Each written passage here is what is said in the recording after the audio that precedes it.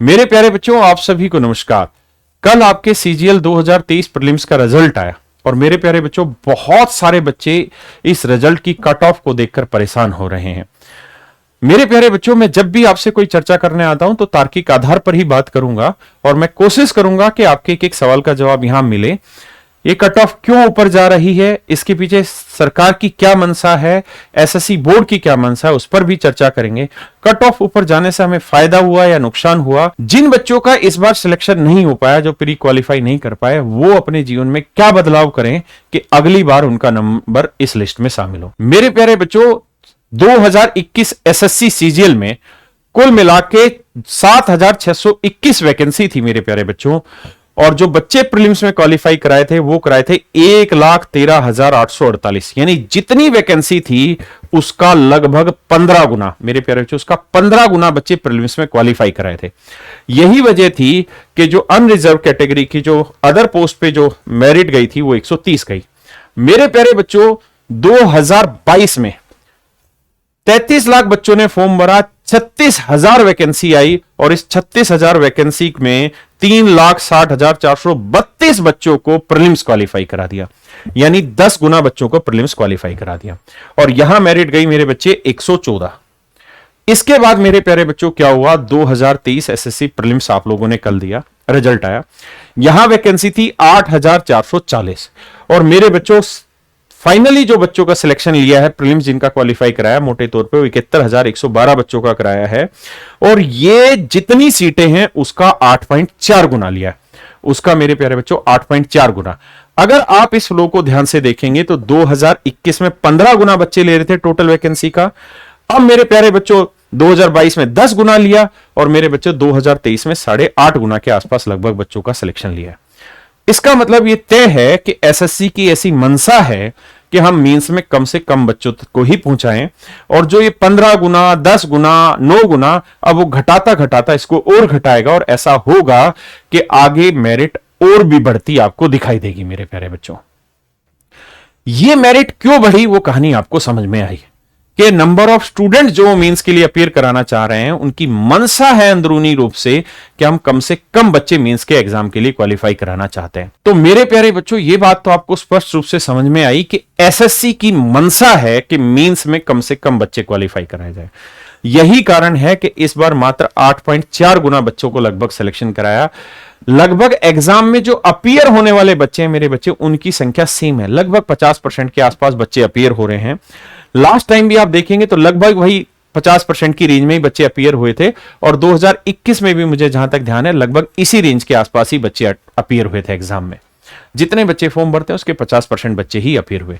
लेकिन ये cut off इतनी ऊपर क्यों जा रही है, उसका एक मुख्य कारण आपको दिखाई दिया कि जिस तरीके से नंबर ऑफ कैंडिडेट्स ये मींस के लिए क्वालिफाई करा रहे हैं उसमें बहुत बड़े लेवल पे परिवर्तन ला रहे हैं। 2021 में 15 गुना ले रहे थे, 2022 में 10 गुना ले रहे थे, अब 10 गुना से भी कम, मात्र 808 गुना लेके आ रहे हैं बच्चों को। तो पहला कारण ये। और क्या कारण है मेरे प्यारे बच्चों कि मींस की प्रीलिम्स की कट ऑफ इतनी ऊपर जा रही है। मेरे प्यारे बच्चों, मैं कुछ चीजों की ओर आपका ध्यान खींचना चाहता हूं, आप एक एक बात समझिए। देखिए, आपको यह मानना होगा कि आने वाले समय में कट ऑफ बढ़ेगी। इस कट ऑफ को कोई बढ़ने से नहीं रोक सकता। वैकेंसी जितनी आ रही है लगभग उसी फ्लो में रहेंगी। वैकेंसी बहुत कम नहीं हुई है 2021 के बनस्पत। हां, 2022 में जो 36,000 वैकेंसी है वहां बहुत कम वैकेंसी की है। हमें प्रैक्टिकल सिचुएशन को समझना पड़ेगा। हां, हमारी सरकार से हमेशा ये डिमांड रहती है कि वैकेंसी ज्यादा से ज्यादा निकालो, लेकिन सरकार कितनी निकालती है उसका आपको बहुत अच्छा पता है। मेरे बच्चों, हाई कट ऑफ जाने के पीछे कुछ कारण है। पहला कारण यह है कि जब लॉकडाउन हुआ मेरे प्यारे बच्चों, तो लॉकडाउन से पहले हर बच्चा लगभग ऑफलाइन तैयारी करता था। ऑफलाइन तैयारी के लिए क्या होता था सर, वो मुखर्जी नगर जैसी जगहों पर आकर कोचिंग लेता था। बिहार का रहने वाला बच्चा, उत्तर प्रदेश का रहने वाला बच्चा दिल्ली आता था, ऑफलाइन कोचिंग लेता था। उसकी महंगी फीस होती थी, महंगा रहना खाना होता था और इतने समय, लंबे समय तक वो यहां सर्वाइव भी नहीं कर पाता था। इसलिए जो सीरियस कैंडिडेट थे उनकी संख्या बहुत कम थी। कंपटीशन में जो टॉप 30,000 बच्चे हैं जो सच मायने में सारी चीजें डिसाइड करते हैं, सिलेक्शन उन्हीं 30,000 में होना, उनकी संख्या इतनी नहीं थी। लेकिन जैसे ही लॉकडाउन लगा, ऑनलाइन कोचिंग बढ़ी और ऑनलाइन कोचिंग के कारण अब हुआ यह कि बिल्कुल सस्ती से सस्ती फीस में मात्र ₹2000 फीस में, ₹1500 फीस में मेरे जैसा टीचर आपको मैथ पढ़ाने लग रहा है ऑनलाइन।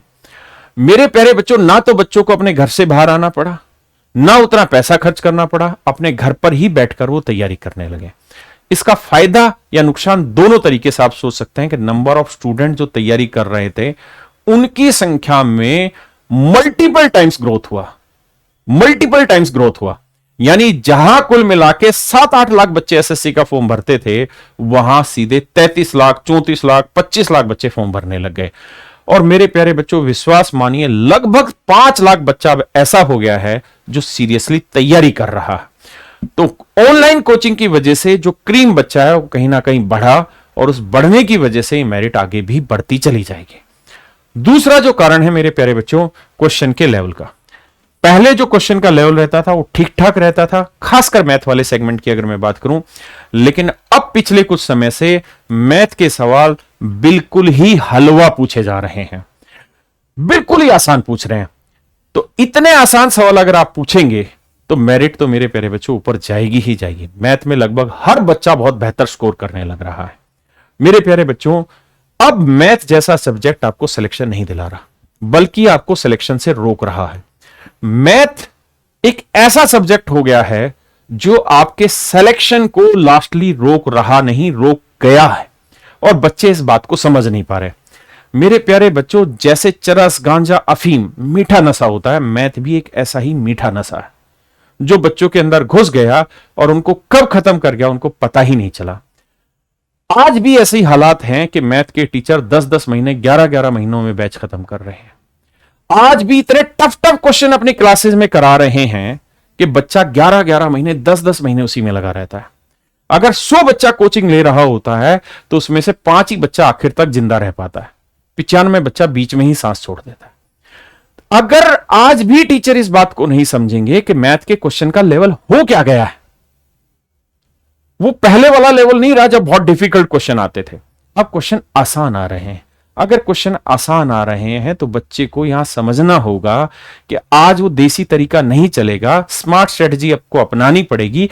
मैथ को 5 महीने से ज्यादा का समय मत दीजिए, ना कोई टीचर दे ना कोई बच्चा दे, उस समय को बचाइए। और मेरे प्यारे बच्चों, यही कारण है कि क्वेश्चन का लेवल धीरे धीरे घटा है, और आप विश्वास मानिए आगे भी बहुत अधिक संभावना है कि सामान्य ही पेपर रहेगा। और अगर सामान्य ही पेपर रहेगा तो तय है कि मैथ आपका सिलेक्शन नहीं कराएगा। मैं मैथ का टीचर हूं, भारत में सबसे ज्यादा मैथ के बच्चों को मैं पढ़ा रहा हूं कैरियल ऐप पर, फिर भी मैं आपको यह कह रहा हूं कि मैथ आपका सिलेक्शन नहीं कराएगा। और जो बच्चा मैथ के पीछे अफीम बो रहा है वो अपने जीवन को बर्बाद भी कर रहा है, इस बात पर भी विश्वास करिए। और इसके क्या कारण है मैं थोड़ी देर में डिस्कस करता हूं। मैं अभी कट ऑफ पे ही वापसी आता हूं। मेरे प्यारे बच्चों, एक बहुत बड़ा रीजन कट ऑफ हाई करने का, जो क्रीम बच्चे हैं, जो मैं कह रहा हूं कि लगभग 30 से 35 हजार ऐसे क्रीम बच्चे हैं जो बढ़ गए हैं इस साल, उसका कारण क्या है? मेरे भाई, अगर कोई बच्चा उत्तर प्रदेश का है तो वो ये नहीं चाहेगा कि वो एक्साइज इंस्पेक्टर महाराष्ट्र में जाके नौकरी करे या कर्नाटका में नौकरी करे या साउथ इंडिया में नौकरी करे। वो ये चाहता है कि यार मैं उत्तर प्रदेश का लड़का हूं, मेरे को सब इंस्पेक्टर की नौकरी उत्तर प्रदेश में ही मिल जाए तो मजा आ जाए, अपने घर की घर में रहूं, अपने राज्य में रहूं, अपनी भाषा अपना खाना। वो ये चाहता है कि मैं हरियाणा का हूं तो हरियाणा में ही मेरी नौकरी लगे। लेकिन मेरे प्यारे बच्चों, इन स्टेट्स में हालात क्या हो रही हैं, मैं इन स्टेट्स के ऊपर जल्दी एक वीडियो बनाने वाला हूं। मेरे प्यारे बच्चों, हालात ये है कि हरियाणा में बहुत समय से कोई भी वैकेंसी पूरी नहीं हो रही है, लगभग बहुत सारी वैकेंसी पे कोर्ट का स्टे लगा हुआ है। राजस्थान में तो एक इतनी लंबी लिस्ट है जहां हर दूसरा पेपर लीक हो रहा है, या दूसरा भी कहना गलत है, शायद हर 5 में से 4 पेपर लीक हो रहा है। तो बच्चे ठहर गए वहां पे। वहां बच्चे 4-4 साल क्यों इंतजार करेंगे? यूपी में 2017 में कांस्टेबल की वैकेंसी आई, यूपी सब इंस्पेक्टर की वैकेंसी आई, उसके बाद 2021 में ही 4 साल बाद, अब 2023 खत्म होने पे आ लेगा, लेकिन अभी तक सब इंस्पेक्टर की वैकेंसी अनाउंस नहीं हुई। ऐसे ही बहुत सारी वैकेंसी। तो जो बच्चा दिलो जान से इन चीजों की तैयारी में लग रहा था, इनके इंतजार में था, वो वैकेंसी आई नहीं, और नहीं आई तो बच्चा किधर मूव हुआ? एसएससी की तरफ। क्यों मूव हुआ? क्योंकि एसएससी आज के समय में ऐसा बोर्ड है जो मात्र 8 से 9 महीने में फाइनल आपके कंधे पे स्टार लगा के दे रहा है। और जब बच्चे को यह पता होगा कि एसएससी में सबसे जल्दी सिलेक्शन हो रहा है, नीट एंड क्लीन सिलेक्शन हो रहा है, तो मैक्सिमम बच्चा एसएससी की तरफ मूव कर गया। और एसएससी की तरफ मूव करने से फॉर्म कितने ज्यादा फिल हो रहे इससे मतलब नहीं है। जो क्रीम बच्चे हैं उनकी संख्या लगातार बढ़ती चली गई और सारा कंपटीशन ही क्रीम बच्चों में है और जो टॉप 30,000 क्रीम है वही सिलेक्शन ले रहे हैं। तो मेरे प्यारे बच्चों एक वहां पे भी रोल आया। चौथा मुझे लगता है कट ऑफ ऊपर जाने का प्राइवेट सेक्टर भी एक रीजन है। मेरे प्यारे बच्चों लॉकडाउन से पहले बहुत सारे बच्चे सरकारी नौकरी की तरफ आंख उठा के भी नहीं देखते थे। उनको लगता था मैं प्राइवेट में, मैंने बीटेक कर रखी, मैं आराम से 40,000 रुपए कमा रहा हूं, मस्ती से जीवन जी रहा हूं। लेकिन जैसे ही लॉकडाउन लगा तो उन्होंने देखा कि सबकी नौकरियां रातों रात निकल गई। तब उनको यह वैल्यू समझ में आई कि सरकारी नौकरी कुछ भी हो, सरकारी तनख्वाह आती है। और मेरे प्यारे बच्चों वैसे भी आप जानते हैं कि प्राइवेट नौकरी का आज के समय में कोई सिक्योरिटी तो है नहीं। दूसरी चीज, अगर आप सिंपली ग्रेजुएट हैं तो आप ये उम्मीद तो नहीं कर सकते कि आपको 50-60 हजार रुपए, लाख रुपए की तनख्वाह प्राइवेट सेक्टर में मिल जाएगी। बिल्कुल नहीं मिलेगी। बल्कि जो बच्चे एमबीए करे हुए घूम रहे हैं, बीटेक करे हुए घूम रहे हैं, वो बेचारे 20-20, 30-30 हजार में नौकरी कर रहे हैं। तो जो सिंपल ग्रेजुएट है वो कहां चला जाएगा। और मेरे बच्चे, बहुत सारे बच्चे, कुछ बच्चों को मिलता है लेकिन बहुत सारे बच्चे बेरोजगार बैठे हैं और उन बच्चों ने मूव किया सरकारी नौकरी की तरफ। और जब सरकारी नौकरी की तरफ मूव किया तो उन्होंने रिसर्च किया, चीजों को देखा तो पता चला एसएससी एक माता है जो मात्र 8 महीने में आपको सिलेक्शन दिला रही है। सारे बच्चे टूट पड़े और जो क्रीम बच्चों की संख्या वो बढ़ती चली गई। अगला मेरे प्यारे बच्चों मुझे जो कारण लगता है वो सबसे बड़ा कारण ये है कि जिन बच्चों का सिलेक्शन हो गया वो दोबारा से एग्जाम देते हैं, दोबारा से क्वालिफाई करते हैं, दोबारा से सिलेक्शन लेते हैं। कुछ बच्चे अपनी ईगो को सेटिस्फाई करने के लिए दोबारा सिलेक्शन लेते हैं। कुछ बच्चों को वास्तविकता में जरूरत होती है। कुछ बच्चे अपना होम स्टेट लेने के लिए दोबारा एग्जाम देते हैं और बहुत सारी वैकेंसी बर्बाद की जा रही है इन बच्चों के द्वारा। तो मेरे प्यारे बच्चों, ये मुझे लगता है कुछ मुख्य कारण है जिसकी वजह से एसएससी सीजीएल की कट ऑफ बढ़ी है, बढ़ेगी और आगे बढ़ती ही चली जाएगी। जो ये री एग्जाम दे रहे हैं, जिन बच्चों का सिलेक्शन हो गया है, इनके कई मुख्य कारण है। पहला, इनकी ईगो सेटिस्फाई करनी होती है। इनको यह दिखाना होता है अपने समाज मूल्य में कि हमने 20 बार सिलेक्शन लेके दिखा दिया। इसको तारीफ समझते हैं। मेरे प्यारे बच्चों, बहुत सारे बच्चों को होम स्टेट में चाहिए। मैं सरकार से यहां अपील करूंगा और मेरे प्यारे बच्चों आपसे हाथ जोड़ के रिक्वेस्ट करूंगा कि आप इस आवाज को मेरी को ठीक ठिकाने पहुंचा देना। भारत सरकार को इस बात पर अच्छा खासा ध्यान देना चाहिए, बल्कि एक इकोनॉमिकल, फाइनेंशियली अच्छी खासी बाउंडेशन बांधनी चाहिए कि अगर किसी बच्चे का इनकम टैक्स इंस्पेक्टर में सिलेक्शन हो गया और मान लीजिए उसका सिलेक्शन हुआ गुजरात सर्कल में, तो इसका मतलब वो इकोनॉमिकली सफिशिएंट हो गया, उसके पास पैसा आ रहा महीने का लाख रुपए तनख्वाह या आने की उम्मीद है साफ सुथरी। अब वो दोबारा से फॉर्म अप्लाई करता है क्योंकि उसे इनकम टैक्स इंस्पेक्टर चाहिए दिल्ली। अगली बार उसका दिल्ली फिर नहीं निकलता, फिर आ जाता है मान लो उसका दूसरा सर्कल। तो उस साल की भी वैकेंसी वो खराब कर गया, इस साल की भी कर गया और चूंकि वो पढ़ाई में टच है, वो अगली साल फिर करेगा इसी काम को। तो हो क्या रहा है कि जो टॉप 30,000 बच्चे हैं ये लगातार उस खेल को, उस चक्कर को चला रहे हैं और चीजों को बर्बाद करते जा रहे हैं। इसलिए मेरी सरकार से हाथ जोड़कर विनती है कि ऐसे बच्चों पर जो ये काम कर रहे हैं इन पे अच्छा खासा मोटा फाइन लगाया जाए। कि आप चाहते हैं आपका सिलेक्शन मान लीजिए कर्नाटका में हुआ एक्साइज इंस्पेक्टर में, आप चाहते हैं दिल्ली आए, आप आइए, खुली छूट है, लेकिन उसके लिए आपके ऊपर अच्छा खासा फाइनेंशियल बर्डन डाला जाए। क्योंकि ऐसा ना हो कि एक बच्चा आने वाले 1.5 साल के अंदर 4-4, 5-5 नौकरियां रोक के बैठ जाए, जो कि रोक रहा है। बहुत सारे बच्चों के अनगिनत मैसेज आते हैं कि सर यूपी में बच्चे डीवी देने जा रहे हैं, आप अपील कर दीजिए, जिनका सिलेक्शन हो गया वो इधर ना जाए। लेकिन मेरे प्यारे बच्चों, बच्चे मानते नहीं है। बहुत सारे बच्चों की ईगो सेटिस्फाई नहीं होती। वो चाहते हैं हम अपने मोहल्ले में, अपने दोस्तों में रोब दिखाएं कि मेरा 20 नौकरियों में सिलेक्शन हो गया। मेरे प्यारे बच्चों, इस चीज को छोड़िए, ईगो सेटिस्फैक्शन को छोड़ दीजिए। आपकी ईगो कभी सेटिस्फैक्शन नहीं होगी, कभी सेटिस्फाइड नहीं होंगे और आप हमेशा दुखी रहेंगे। आपका एक बार सिलेक्शन हो गया, बाकी बच्चों को जीने दीजिए, उनको छोड़ दीजिए। अब मेरे प्यारे बच्चों, मैं उन बच्चों से बात करता हूं जिनका सिलेक्शन नहीं हुआ। उनका सिलेक्शन क्यों नहीं हुआ, कहां पर कमी रह गई। मेरे प्यारे बच्चों, मैंने अपने सोशल मीडिया पर और जो कैरियर ऐप है उसमें जो बच्चे जिनका सिलेक्शन हुआ उनसे मैंने बात की और हमने एक सर्वे कराया। और उस सर्वे में मैंने ये देखा कि कितने बच्चों के कितने नंबर आ रहे हैं और ऑन एवरेज हर सब्जेक्ट में वो क्या स्कोर कर रहे हैं। तो मेरे प्यारे बच्चों, ये हिस्सा इस वीडियो का मैं ले जाना चाह रहा हूं उन बच्चों की तरफ जिनका सिलेक्शन नहीं हुआ। देखिए, पहली चीज तो ये, जिन बच्चों का सिलेक्शन नहीं हुआ, आपको ये मानना पड़ेगा कि कहीं ना कहीं चीजों में कमी रह गई। वो कमी किसी भी रूप में रही हो, किस्मत के रूप में रही हो, पढ़ाई के रूप में रही हो, सही स्ट्रेटजी के रूप में रही हो, दिमाग कहीं और डाइवर्ट था वो रहा हो, लेकिन हमें सुधार करना और आगे बढ़ना है। मेरे प्यारे बच्चों, मैंने एक सर्वे किया यहाँ पे, और सर्वे में मैंने ये देखा कि लगभग जो बच्चे क्वालिफाई कर रहे हैं उनमें मैथ के ऑन एवरेज 48 नंबर आने लग रहे हैं, क्योंकि मैथ आ ही इतना आसान रहा है कि हर बच्चा लगभग नंबर लेके आ रहा है। रीजनिंग में भी मेरे बच्चे लगभग पूरे नंबर हर बच्चा टेक रहा है, और मेरे बच्चे इंग्लिश में भी हर एक बच्चा 44 प्लस नंबर पे था। मेरे प्यारे बच्चों, जब जीएस की बात की गई ना, तो मैक्सिमम जो ऑन एवरेज रेंज निकली वो 20 से 30 नंबर की निकली, 20 से 30 नंबर की रेंज निकली। और मेरे बच्चे, जब 20 से 30 की रेंज निकल रही है तो तुरंत समझ में आ गया कमी का है। अब मैथ में चाह के भी 50 की जगह 55 नहीं ला सकते, क्या वो नहीं ला सकते, क्योंकि मैक्सिमम ही 50 है। एक आध सिली मिस्टेक आपसे कभी भी हो जाएगी, एक आध सवाल कभी भी गलत हो सकता है किसी वजह से, तो उस एक आध सवाल से हमारी सेहत पे कोई बहुत बड़ा फर्क नहीं पड़ेगा। आप 500 साल भी तैयारी कर लेंगे ना, तब भी उस एक सवाल की गलत होने की संभावना बनी रहती है। रीजनिंग में वो सिली मिस्टेक होने की संभावना बनी रहती है। आप 50 मॉक नहीं 500 मॉक दे लो, वो संभावना हमेशा रहती है एक आध जगह सिली मिस्टेक होना, या कई बार माइंड में वो चीज क्लिक ना होना। इंग्लिश में मेरे प्यारे बच्चों, बच्चों ने बहुत सुधार किया है, और अब बच्चों के 40 प्लस स्कोर लगभग हर बच्चे के पकड़ रहा है। लेकिन मेरे भाई, जहां एक चीज में दिक्कत फंस रही है वो है जीएस में। जीएस में बच्चा 20 से 30 की रेंज में घूम रहा है, और अगर मैं एवरेज 26 नंबर ले लूं तो इनको जोड़ूंगा तो लगभग मेरा स्कोर 166 बैठ रहा है।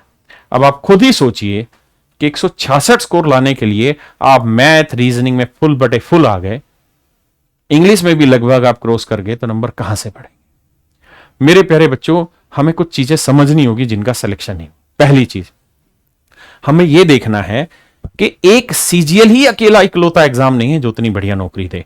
मेरे प्यारे बच्चों, हमारे पास और बहुत सारी गवर्नमेंट एग्जाम्स की अपॉर्चुनिटी है जिनको हम क्रैक करके आसानी से सोल्व कर सकते हैं। बहुत सारे एग्जाम तो ऐसे हैं जिनका बच्चा फॉर्म भी फिल नहीं करता, जिसका पता ही नहीं है, उसको एसएससी स्टेट से अलावा कुछ ज्ञान ही नहीं है। और बहुत सारी ऐसी सेंट्रल गवर्नमेंट की वैकेंसी है जहां सीजीएल से ज्यादा सैलरी है, सीजीएल से ज्यादा इज्जत है, सीजीएल से कम कट ऑफ जाती है। तो मेरे प्यारे बच्चों, मैं बहुत जल्द आने वाले 2 दिन के अंदर अंदर आपके साथ एक वीडियो साझा कर रहा हूं कि आप किन किन गवर्नमेंट जॉब की तैयारी अलग से कर सकते हैं इसी तैयारी के आधार पर, और जो लगातार वैकेंसी आती है। दूसरा मेरे प्यारे बच्चों, एक्सट्रीम फोकस ऑन मैथ। हर बच्चे का बहुत ज्यादा फोकस हो गया मैथ पे, और अगर आप इतना फोकस मैथ पे रखेंगे ना सर, आप अपने आप को बर्बाद कर देंगे। मैथ दिन का 3 घंटे मैक्सिमम है, वो भी शुरुआत में। 4 से 5 महीने की कोचिंग मोर देन एनफ है। जो बच्चे 11-11 महीने 10-10 महीने कोचिंग कर रहे हैं, जो तूफान सवाल करने लग रहे हैं क्लासों में, खटाखट लगे हुए हैं, एक चैप्टर के 500 सवाल टीचर करा रहा है, 200 सवाल टीचर करा रहा है, भाई कुछ नहीं होगा। आप अपने आप जीवन को बर्बाद कर रहे हो। जिसको नशा चढ़ता है ना, जिसको अफीम पी रखी हो, गांजा पी रखा हो, उसको कोई ज्ञान दे लो ना, समझ जाए तो उसको कहें कि यार नशे की वजह से तेरा जीवन बर्बाद हो रहा है, वो मानेगा ही नहीं उस चीज को। ऐसे ही आप भी नहीं मान रहे हैं। बार बार असफल होकर आप समझेंगे इस बात को कि मैथ पे बहुत ज्यादा फोकस होना भी आपकी असफलता का एक मुख्य कारण है। और मेरे प्यारे बच्चों, एक सबसे बड़ा कारण जो है वो है जीएस पे फोकस ना होना।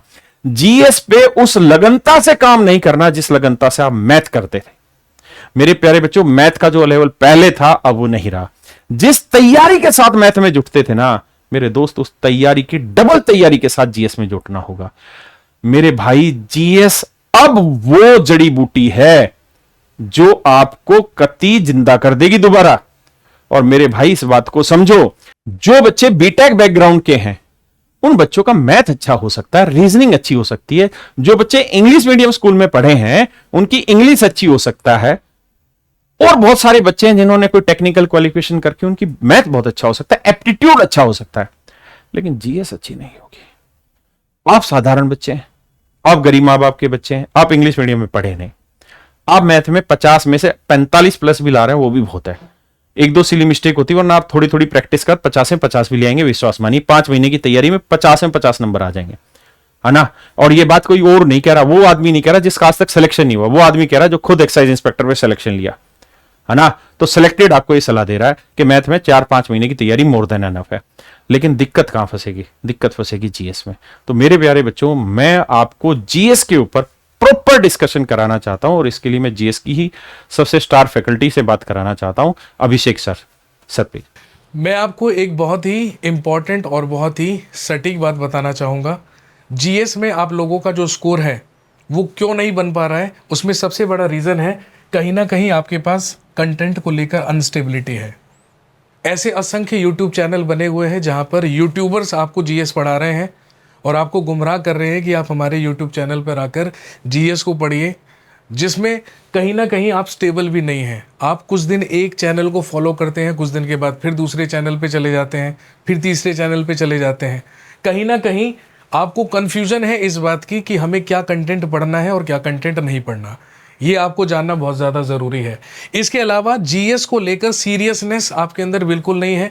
कहीं ना कहीं आपको ये लगता है कि शायद मैथ पे फोकस करने से या इंग्लिश पे फोकस करने से ही हमारा सिलेक्शन होगा। कहीं ना कहीं आप जीएस को नेगलेक्ट कर रहे हैं, नज़रअंदाज कर रहे हैं।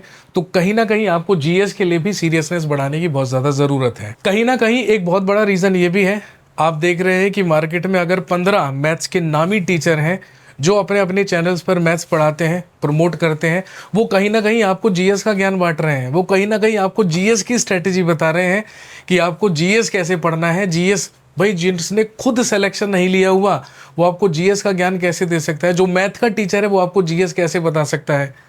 तो कहीं ना कहीं इस चीज़ से आपको बचना होगा। टीचर मैथ्स के हैं लेकिन आप बुकलेट लॉन्च कर रहे हैं जीएस के वन लाइनर्स की। शायद उन्हें नहीं पता है कि जीएस के वन लाइनर्स पढ़ने से जीएस कंप्लीट नहीं होती है। ये बहुत ज़्यादा ज़रूरी है, आपको ध्यान रखने वाली बात है। इसके अलावा मैं आपको बता देता हूँ, कहीं ना कहीं आपको जीएस को लेकर रेगुलर रहना पड़ेगा। आज आप जीएस पढ़ लेते हैं, 1 घंटा 1.5 घंटा निकाल लेते हैं, लेकिन उसके बाद कहीं ना कहीं 5-6 दिन के लिए फिर आप उसी मैथमेटिक्स, इंग्लिश और रीजनिंग में खो जाते हैं। तो कहीं ना कहीं आपको रेगुलरली जीएस में जोर लगाना पड़ेगा, अपना टाइम टेबल शेड्यूल बनाना पड़ेगा, जिसमें आपको समय निर्धारित करना पड़ेगा डेली बेसिस पे जीएस के लिए भी।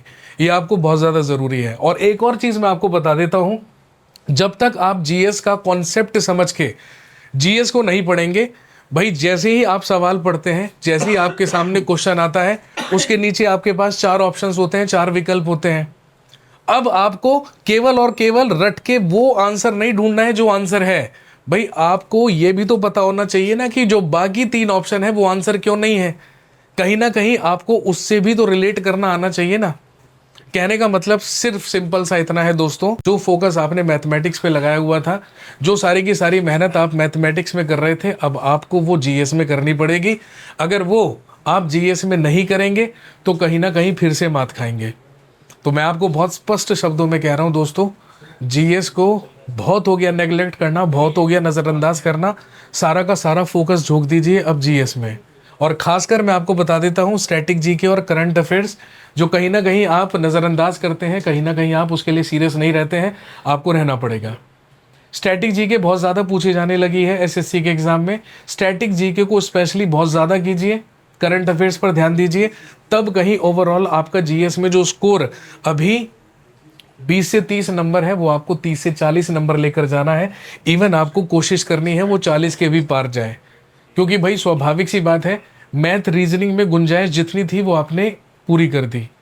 आप ये भी देखिए कि मैथमेटिक्स के 25 सवाल को करने में आपको लगभग 20 मिनट 25 मिनट का टाइम लगता है, लेकिन अगर आपको जीएस आती होगी तो 25 सवाल करने में आपको केवल 5 मिनट लगेंगे। तो आपको जीएस पे फोकस करना है, 5 मिनट में आप पूरा सेक्शन अटेम्प्ट कर लेंगे। अपना स्कोर वो जो आप अभी 20 से 30 के बीच में लाई कर रहे हैं, कहीं ना कहीं आपको उसे 30 से 40 लेकर जाना है। कोशिश करनी है कि वो 40 के भी पार जाए। इसीलिए मैं आपको कह रहा हूं कि जिन लोगों का एप्टीट्यूड अच्छा है वो मैथ और रीजनिंग अच्छा कर सकते हैं, लेकिन उन्हें जीएस पे फोकस करना होगा। तो ये स्ट्रेटेजी है, आप जीएस को बिल्कुल भी नजरअंदाज ना करें। तो मेरे प्यारे बच्चों, आपने सारी चीजें समझ ली, सारी सिचुएशन समझ ली। आपको कुल मिला के एक ही चीज करना है, जिस प्यार से आप मैथ को लगाते थे, जिस प्यार से आप मैथ को पढ़ते थे, उसी प्यार से आप जीएस को पढ़ना शुरू कर दीजिए। और इस बात को भी समझ लीजिए, आप यहां बहुत ऊपर नहीं जा पाएंगे। यहां अभी भी बहुत बड़ा स्कोप है और इस स्कोप को पकड़ने की कोशिश करिए। बाकी हम आपके साथ हैं। ये भी विश्वास रखिए कि निराश होके बैठना, उदास होके बैठ जाना आपकी अगली मंजिल का रास्ता नहीं है। असफलता मिली, आगे बढ़िए, नई मंजिल की तरफ चलिए। धन्यवाद।